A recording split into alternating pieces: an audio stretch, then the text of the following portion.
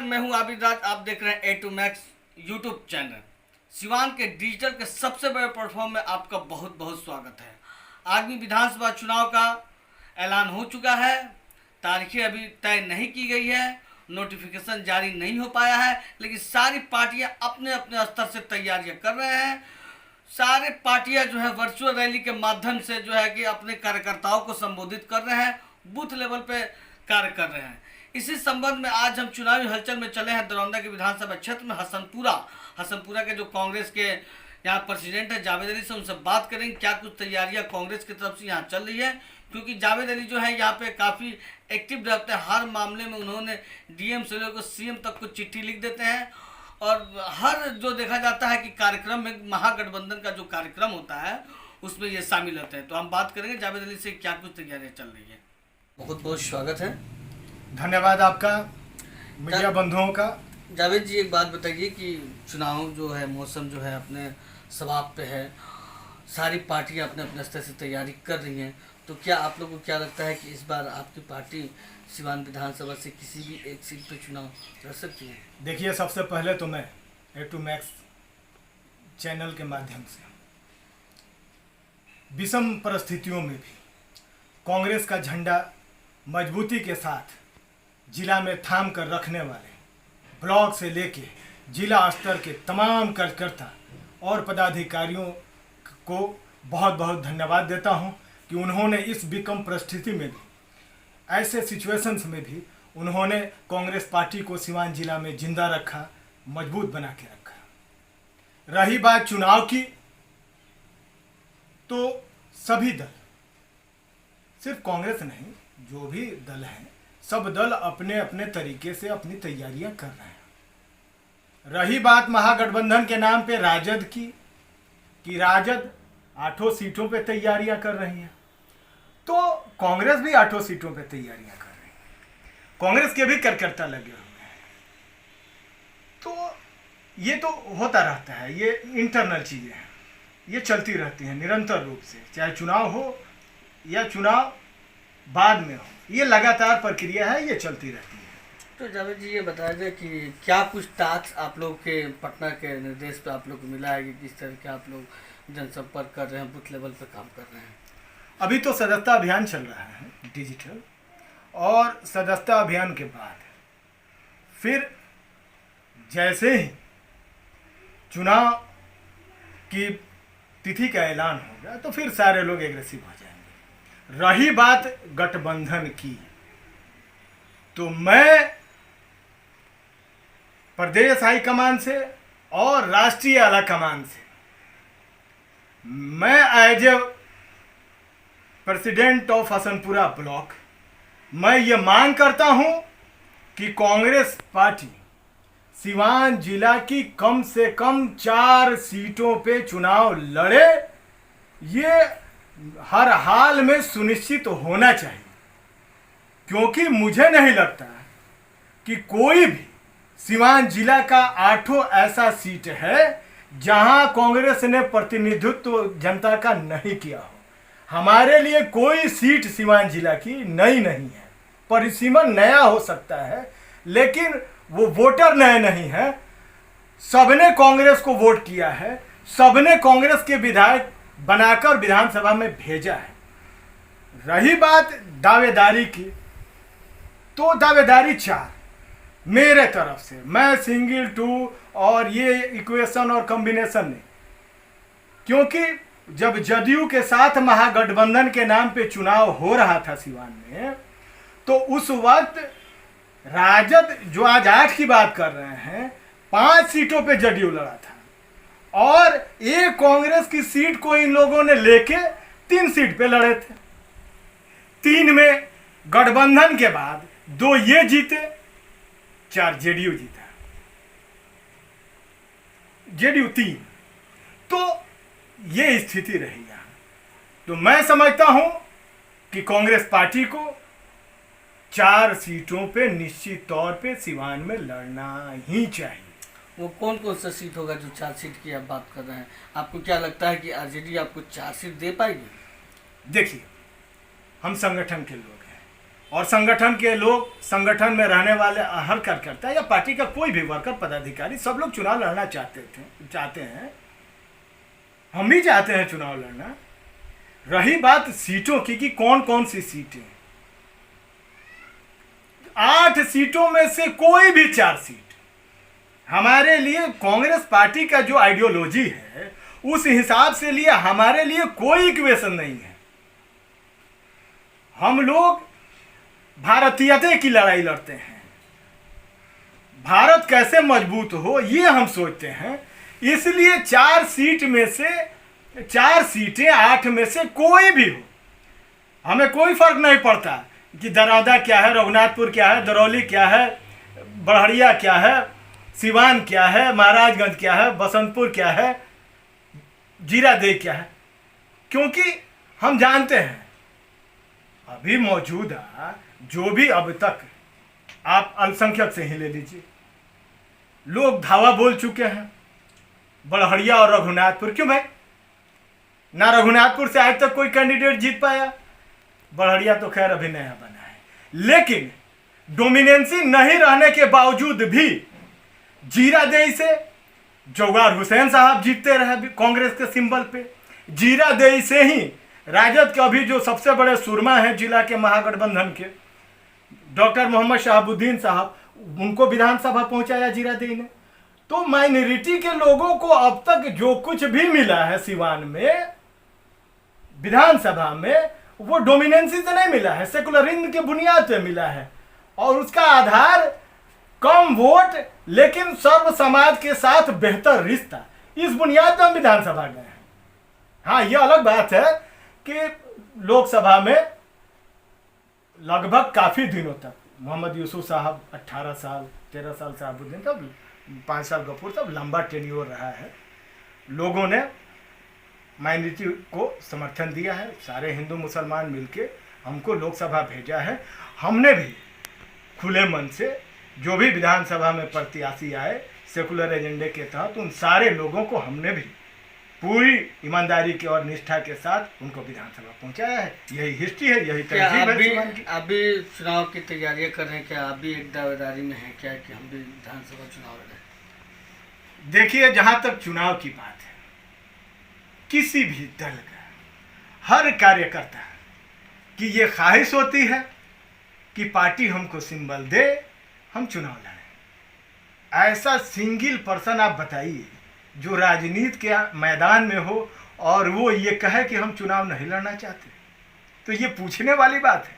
हम लोगों का पहला काम है कि संगठन को मजबूत करके रखना, कांग्रेस को मजबूत करना। चुनाव हम भी लड़ना चाहते हैं, पार्टी हमको सिंबल देगी, पूरी मजबूती के साथ चुनाव लड़ेंगे और जीतेंगे भी। तो सवाल यह है कि हम लोग सीख कर आते हैं, संगठन से जुड़ के जो लोग आते हैं, और यही फ़र्क होता है जो बाहर से आते हैं और जिसका आप देख भी रहे हैं बिजनेस की तरह हो गया है राजनीति। आज लोग आते हैं, रुपया लगाते हैं और रुपया कमाने के लिए दल बदल के कहीं भी चले जाते हैं। कोई ना सिद्धांत है, न कोई आइडियोलॉजी है। तो इसलिए जो मजा हुआ करता हो पार्टी का, उसको उम्मीदवार पार्टी को बनानी चाहिए। आप कांग्रेस पार्टी में काफ़ी लंबे समय से हैं, तो इतने दिनों तक आपको तो टिकट दी नहीं, तो आपको क्या लगता है कि इस बार आपको टिकट देगी? और टिकट नहीं देगी तो फिर आप क्या कीजिएगा? क्या फिर आप निर्दलीय चुनाव लड़ना पसंद करेंगे? देखिए, अभी तो मैं प्रदेश नेतृत्व से और जिला से मैं ये कहना चाहता हूँ कि टिकट जब सीट शेयरिंग की बात होगी तो उसका आधार क्या होगा? आधार तो वोट ही होता है ना, आधार तो विनिंग सीट्स होती है ना। तो सवाल ये है कि 2010 में दोनों दल अलग अलग लड़े थे, सब हार गए, ये सच्चाई है। उसके बाद महागठबंधन में चुनाव हुआ, 6 सीटें महागठबंधन के खाते में गई, जिसमें जेडीयू, राजद, कांग्रेस सब लोग मिलके चुनाव लड़े थे। अब रही बात कि अभी जो आगामी चुनाव है तो उसमें अब भूत को देखा जाएगा या वर्तमान को देखा जाएगा। तो अगर अभी हम जो रिसेंटली जो पार्लियामेंट का चुनाव गुजरा है, अगर उसी को आधार मानकर टिकट की दावेदारी की जाए और सीटों को बांटा जाए, तो मुझे नहीं लगता कि 6 जो विधानसभा सीट हैं सीवान जिला की, 2 को छोड़ दीजिए, पार्लियामेंट्री सीवान की 6, तो 6 की 6 सीटों पर कहीं भी जो कैंडिडेट थी हमारी वो चुनाव नहीं जीती, ये सब जानते हैं। तो ऐसी स्थिति में लोजपा है तो लोजपा का यहाँ संगठन नहीं, मुकेश सहनी है या हम हैं तो उसका सिवान में कोई उस तरीके का बेस संगठन नहीं है। ऐसे में मामला यहाँ सिर्फ कांग्रेस और राजद के बीच का है। तो यहाँ तो निश्चित तौर पे अगर सारे वर्कर्स को, राजद और कांग्रेस के पूरे वर्कर्स में जोश भर के और 6 की 6 सीटें जीतने के लिए अगर चुनाव लड़ना है तो उसका सबसे बेहतर तरीका 3 सीट पे राजद लड़े, 3 सीट पे कांग्रेस लड़े। इससे बेहतर कोई ऑप्शन नहीं हो सकता महागठबंधन के लिए, ये मेरी नज़र में और मेरे सर्वेक्षण के अनुसार। अच्छा, एक बात बताइए कि कांग्रेस को अगर एक भी सीट नहीं दी जाती है तो क्या आप लोग फिर वही झंडा ढोने का काम करेंगे पीछे पीछे, या फिर आप लोग शीर्ष नेतृत्व से बात करेंगे? मैं बार बार ये सुन रहा हूँ कि एक भी सीट, अरे भैया ये जमींदारी है किसी की? आप स्टेट लेवल की पार्टी हैं तो आपकी इतनी अकड़ ही तो हार का कारण है। आपको पता नहीं है, जो लोकसभा चुनाव हुआ था, लोकसभा चुनाव में हम लोग महागठबंधन में यूपीए का अंग बन के चुनाव लड़ जरूर रहे थे, लेकिन मीडिया के माध्यम से ये सारे बिहार के लोग जानते हैं कि जितना जो टॉप लीडरशिप है कांग्रेस को छोड़ के हमारे जो राजद के लोग हैं, तो जितना ये लोग चुनाव अपना जीतने के लिए तत्पर नहीं थे, उससे ज्यादा कांग्रेस को डैमेज करने के लिए तत्पर रहे। ये सर्वविदित मामला है। तो अगर ऐसी अकड़ वाली बात होगी तो ये हमें मंजूर नहीं। क्यों भाई?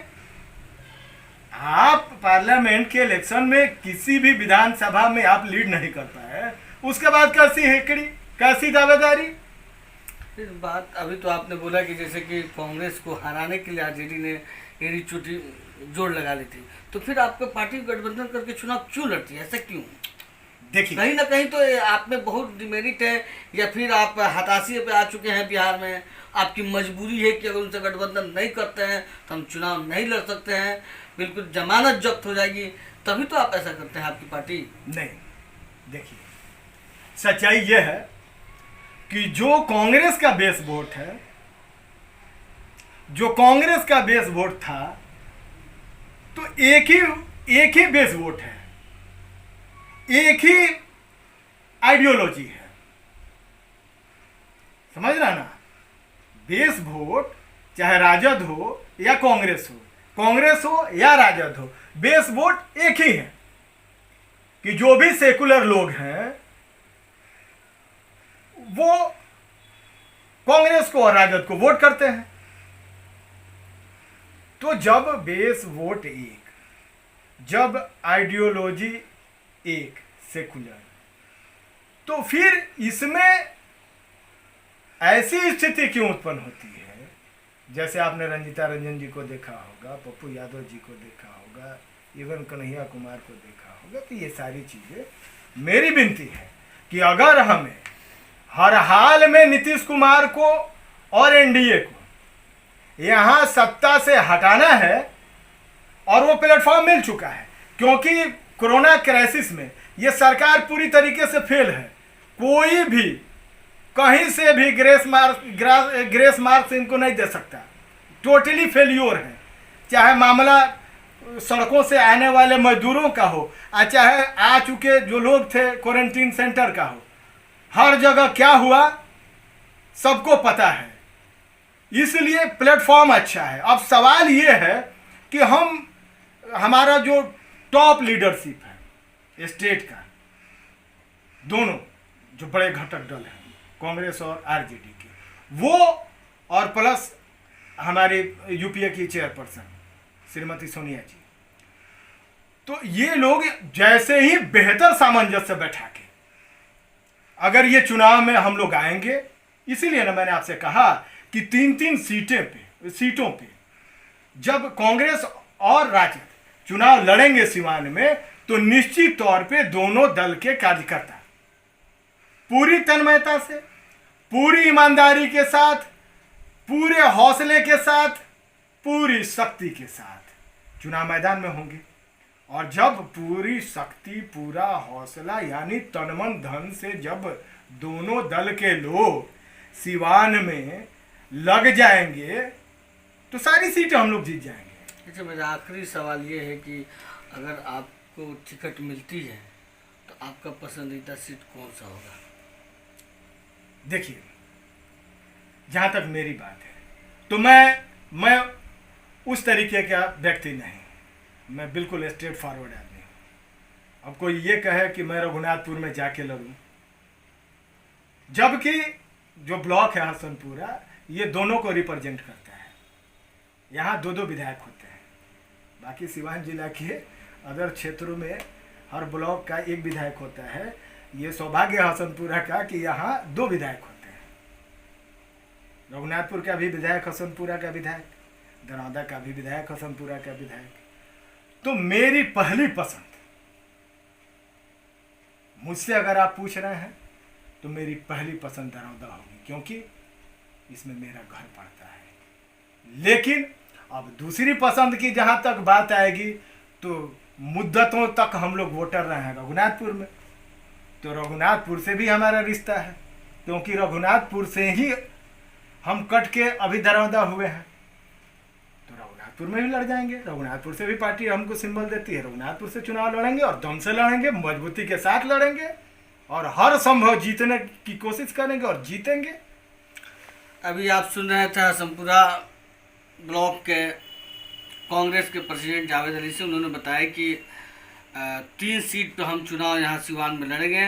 देखना दिलचस्प होगा कि आने वाले विधानसभा में जो आगामी विधानसभा चुनाव होगा तो क्या राजद अपनी सीटें कांग्रेस को दे पाएगी?